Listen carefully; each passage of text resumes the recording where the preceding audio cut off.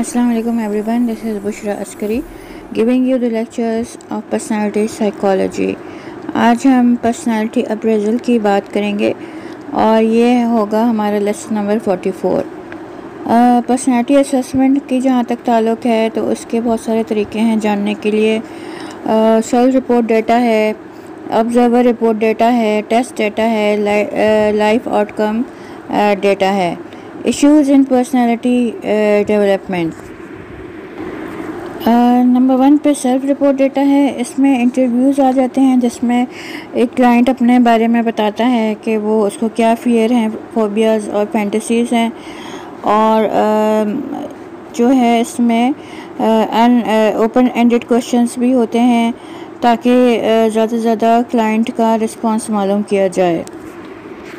इनमें कुछ personality inventories भी आती हैं जैसे California personality inventory, personal assessment और ऑब्जर्वर जो है ताकि जो क्लाइंट अपने खुद बिहेवियर को ऑब्ज़र्व करे, सिम्टम्स को ऑब्ज़र्व करे और फिर वो थेरेपिस्ट को बताए। नंबर 2 पर आता है ऑब्जर्वर रिपोर्ट डेटा, जिसमें we usually form impression, make evaluations of other with whom we come into contact. As for each individual there are at least dozens and dozens of observers who form impressions. अब इसमें observer data में different teachers, colleagues वगैरह या employees ये सब observe करते हैं एक इंसान का बिहेवियर और फिर वो उसको जहाँ भी उनको प्रोवाइड करना हो वो उसको प्रोवाइड करते हैं। यानी कि जो डेटा है उसको किसी भी रिसर्च के लिए प्रोवाइड करना हो या कोई भी इंफॉर्मेशन गैदरिंग के लिए प्रोवाइड करना हो तो बाय ऑब्जर्विंग ये tool is also very important. इसके बाद आता है इंटरेटर reliability. The use of multiple observer allow the investigator to evaluate the degree of consequences among the observers. इसमें इसके बाद जो है वो जो डिफरेंट ऑब्जर्वर्स होते हैं उनको लेकर उनके रिज़ल्ट को लेकर मैचिंग होती है कि कितनी इनकी आपस में रिलायबिलिटी है, यानी कि जो कुछ भी इन्होंने ऑब्ज़र्व किया है उसमें कितनी सच्चाई है। अब ये एक तो नेचुरल ऑब्जर्वेशन होती है कि नेचर में जैसे कि कोई इंसान बिहेव कर रहा है तो उसको ऑब्ज़र्व किया जाए कि वो किस तरह लोगों में इंटरेक्ट करता है और सोशल सेटिंग में उसके किस तरह का जो है वो बिहेवियर है और वो किस तरह से लोगों के साथ अपना रवैया रखता है। और एक होती है आर्टिफिशियल सेटिंग जिसमें कि लेबॉर्ट्री में एक सेटअप किया जाता है और फिर उसमें ऑब्जर्वेशन की जाती है। इसमें हम लोग कंट्रोल कर सकते हैं sequence of events that will take place. Number 1 में पर्सनालिटी असेसमेंट के लिए भी इम्पोर्टेंट होता है ये और उसको जानने के लिए एक्सपेरिमेंटर जो है वो तमाम जो उसको फैक्टर्स कंट्रोल करने होते हैं उनको कंट्रोल करके ऑब्ज़र्व करता है एक इंसान का बिहेवियर। इसके बाद आता है टेस्ट डेटा। तो individual are placed in the standardized test situations. अब हम ये देखते हैं कि डिफरेंट टेस्ट सिचुएशंस हैं जैसे कि फ्रस्ट्रेटिंग सिचुएशंस हैं और जो इसके फिर बिहेवियर को हम इंडिविजुअल्स के नोट करते हैं। इसके अलावा आती है California personality inventory was administered and only those people were conducted in the study that scored very high or very low on dominant scale of California personality inventory। इसमें पर्सनालिटी इन्वेंट्री के जो characteristics हैं personality के जैसे dominance है उसको अगर हमको रेट करना हो तो हम कैलिफोर्निया पर्सनालिटी इन्वेंट्री के थ्रू हम कर सकते हैं। Limitation of the test data, इसमें आपकी लिमिटेशंस भी आ जाती हैं। अगर मिसाल के तौर पे एक इंसान डोमिनेंस की उसको असेसमेंट हो रही हो तो उसको पता लग जाता है कि ये डोमिनेंस की मुझे के ट्रेट की मेरी असेसमेंट हो रही है तो वो फिर उसी तरह बिहेव करेगा, यानी कि डोमिनेटिंग फीचर्स उसमें आ जाएंगे। तो ये इसकी एक बहुत बड़ी लिमिटेशन है। इसके अलावा सब्जेक्टिव बयास भी आ जाता है जिसमें एक्सपेरिमेंटर के अपने जो इन्फ्लुएंसेस हैं वो भी पार्टिसिपेंट्स को इन्फ्लुएंस कर सकते हैं। तो when an experimenter is very friendly, he may elicit more cooperation from participant than another experimenter who is cold or aloof. It depends, यानी कि it depends on the experimenter's behavior. अब आती हैं mechanical recording devices. Certain devices होती हैं जैसे एक्टोमीटर हो गया, जो कि एक बच्चों की हाइपर एक्टिविटी लेवल को मेजर करने के लिए इस्तेमाल होती है। इसके अलावा actometer scores are correlated with the teacher's rating of the same behaviour pattern. अब जो एक्टोमीटर में जो भी फाइंडिंग्स आएंगी तो उनको कोरिलेट किया जाता है टीचर की फाइंडिंग के साथ, टीचर की रेटिंग के साथ, कि वो उसने या टीचर ने किस तरह का स्कोरिंग दी है एक बच्चे को जो कि हाइपर एक्टिव है। इसके बाद आता है physiological data. Physiological data measures an extent source of data related to a person, और हम न्यू इन्फॉर्मेशन हम ले सकते हैं इसमें, जैसे हार्ट रेट मालूम करना हो, मसल कंट्रैक्शन मालूम करनी हो और सिंपैथेटिक नर्वस सिस्टम की एक्टिविटी मालूम करनी हो, तो हमें फिजियोलॉजिकल मेजर्स को हम यूज़ कर सकते हैं। इसके अलावा साइकोलॉजिस्ट क्रिस्टोफर पैट्रिक ने भी आई ब्लिंक स्टार्टर रिफ्लेक्स के नाम से एक टेक्निक दी, जिसमें कि जो साइकोपैथ है उनकी आई ब्लिंकिंग के बारे में नोट किया जाए। इसके अलावा आता है functional magnetic resource imaging FMRI। ये MRI की एक टेक्निक है जिसमें कि डिफरेंट प्रॉब्लम्स को अगर आइडेंटिफाई किया जाता है और जो ऑक्सीजन जो कैरी होती है ब्लड ब्रेन में और वो किस तरह कैरी होती है, तो FMRI is able to detect concentration of iron carried by oxygen. यानी कि कोई भी एक्टिविटी करे या कोई भी टास्क परफॉर्म करे तो उसका FMRI के ज़रिए हम लोग देख सकते हैं कि ऑक्सीजन लेवल ब्रेन में क्या है और कहाँ पर वो जो है आयरन जो है एक्युमुलेट हो रही है ब्रेन में। इसके अलावा आता है प्रोजेक्टिव पर्सनालिटी टेस्ट, जिसमें HTP हो गया, TAT हो गया।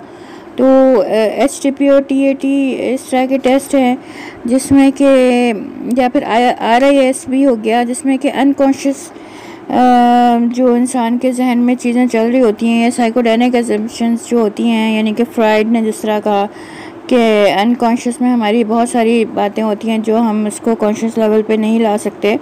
तो इन टेस्ट के ज़रिए हम उन बातों को कॉन्शियस लेवल पे ला सकते हैं। जैसे कि TAT एक टेस्ट है जिसमें कि डिफरेंट जो है series of drawings human figures को वेरियस एम्बिगुअस सिचुएशंस में बताया जाता है। तो और इसके बाद टीचर आस्क किया जाता है इंडिविजुअल से कि इसमें क्या है, ये क्या स्टोरी है, तो फिर वो स्टोरी बताते हैं। तो इससे हमें पता लगता है कि उनके इनकॉन्शियस माइंड में क्या चल रहा है।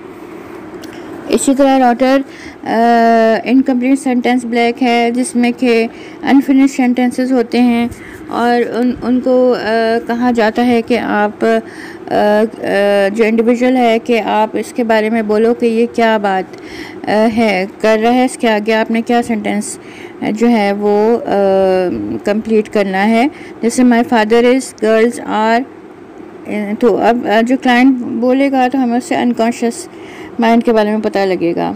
इसी तरह हाउस ट्री पर्सन भी एक है टेस्ट, जिससे हमें पता लगता है कि किस तरह उसके जहन में क्या चल रहा है, उसी हिसाब से वो ड्राइंग बनाता है।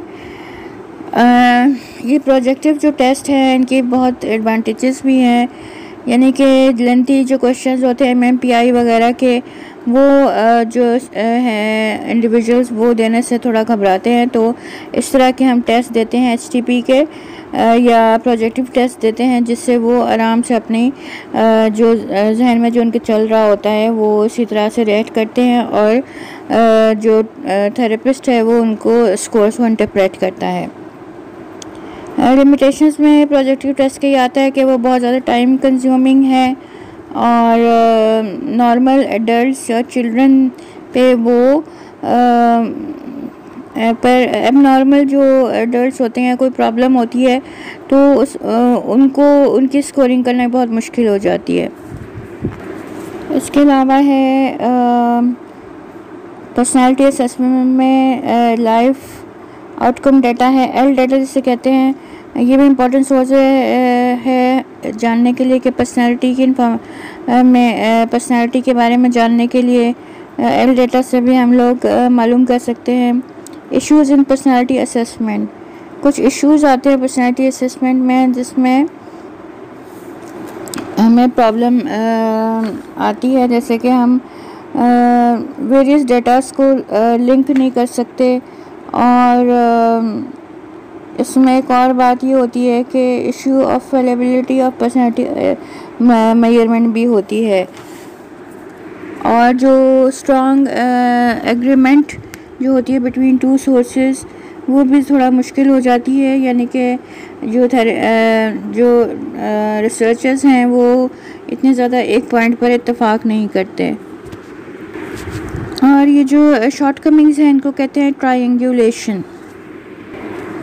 अब आते हैं एवल्यूशन ऑफ पर्सनालिटी मेजरमेंट की, जिसमें वैलिडिटी है, रिलायबिलिटी है, जनरलाइजेशन है। वैलिडिटी में है फेस वैलिडिटी होती है, content validity, predictive validity, criterion validity, conversion validity, diversion validity, discriminative validity और कंस्ट्रक्ट वैलिडिटी। उसके बाद आता है रिलायबिलिटी। रिलायबिलिटी का मतलब ये होता है कि यानी कि अगर कोई ट्रेड मेजर की जाती है तो वाकई में वो जो टेस्ट या टूल है वो रिलायबल है कि नहीं, वाकई में वो ट्रेड को मेजर कर रहा है कि नहीं। Kind of reliability includes test reliability, alternate form, parallel form, split half, other important things, inter related reliability. इसके बाद आता है जनरलाइजेबिलिटी, यानी कि कोई भी टेस्ट अगर उसका स्कोर मेजर किए जा रहे हैं तो क्या वो दूसरे सिचुएशन में भी जनरलाइज हो सकते हैं कि नहीं। इसके बाद आता है रिसर्च डिज़ाइंस इन पर्सनालिटी। इसमें 3 टाइप ऑफ डिज़ाइंस आते हैं, experimental design, correlation design and case study. Experimental design में कोरिलेशन मालूम की जाती है, वेरिएबल ए कॉजेज वेरिएबल बी, यानी कि कुछ ऐसा कंट्रोल ग्रुप और इसमें एक्सपेरिमेंटल ग्रुप होता है जिसके थ्रू जो रिसर्चर है वो देखता है कि ए का क्या कॉज होगा बी को अफेक्ट करने के लिए, यानी ए और बी का आपस में क्या कॉजल रिलेशनशिप होगा। इसके बाद आता है correlation studies. Correlation studies measure the relationship between 2 or more variables. The 3 things that are important in correlation studies are magnitude of relationship, direction of relationship. Correlation can never prove the causality. अब correlation जो है वो आपस में जो कुछ variables हैं उनके रिलेशनशिप मालूम करने के लिए यूज़ होता है। Case studies give in detail information related to a person. अब केस स्टडीज़ के थ्रू हम जान सकते हैं कि एक आदमी के क्या इंफॉर्मेशन हम ले सकते हैं, जिसमें कोडिंग सिस्टम भी आ जाता है, इंटरव्यू भी आ सकता है, audio and video recording of the person भी आ सकता है। इसमें केस हिस्ट्री ली जाती है पेशेंट की।